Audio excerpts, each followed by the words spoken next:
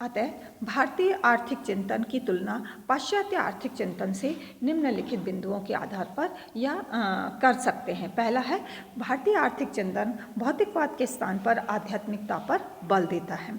दूसरा है, आवश्यकताओं में गुणोत्तर वृद्धि के स्थान पर आवश्यकताओं की न्यूनता अर्थात सादा जीवन उच्च विचार पर बल देता है। तीसरा, भारतीय आर्थिक चिंतन सर्वोत्तम के स्थान पर सर्वे भवन्तु सुखी की धारणा को बल देता है और कहता है कि प्रत्येक को उसकी आवश्यकता के अनुसार जो है मिलना चाहिए और तभी वो सभी सुखी रह सकते हैं।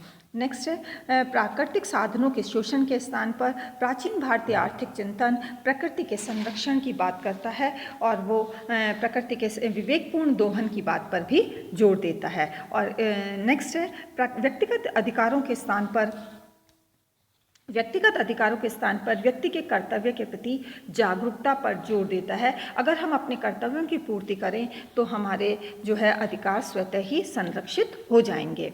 अर्थशास्त्र केवल प्राचीन आर्थिक चिंतन कहता है कि अर्थशास्त्र केवल धन का अर्थशास्त्र नहीं है, बल्कि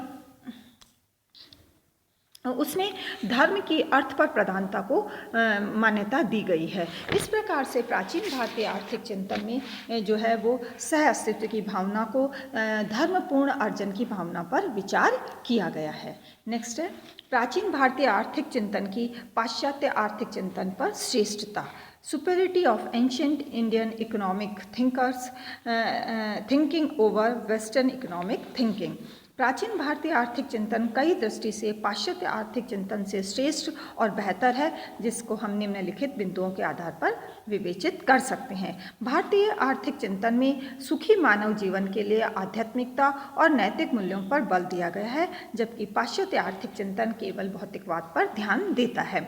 भारतीय आर्थिक चिंतन इसलिए भी श्रेष्ठ है क्योंकि इसमें सर्वे भवन्तु सुखी और पर बल दिया गया है। ये कमजोर की अपेक्षा सक्षम को लाभ पहुंचाता है, जबकि पाश्चात्य आर्थिक चिंतन। तीसरा है, भारतीय आर्थिक चिंतन में प्रकृति के विवेकपूर्ण दोहन पर जोर दिया गया, जबकि पाश्चात्य आर्थिक चिंतन प्रकृति के शोषण की बात करता है। पाश्चात्य आर्थिक चिंतन में पारस्परिक प्रतिस्पर्धा की प्रधानता है, जबकि भारतीय आर्थिक चिंतन सह अस्तित्व और पारस्परिक संयोग पर बल देता है, जो कि अधिक उपयुक्त है।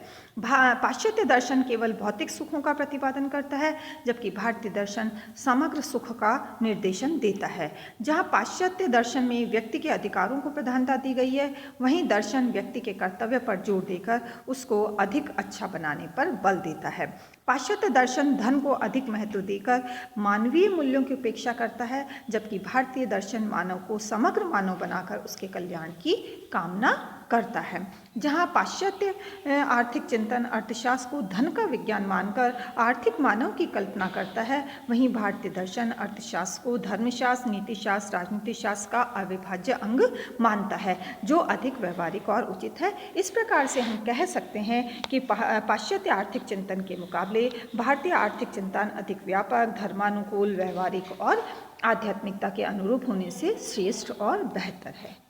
और इसीलिए जो है भारतीय आर्थिक चिंतन अधिकतम लोगों के अधिकतम कल्याण का मार्ग प्रशस्त करता है, मानव जीवन को अधिक सुखी और समृद्ध बना सकता है। Thank you so much.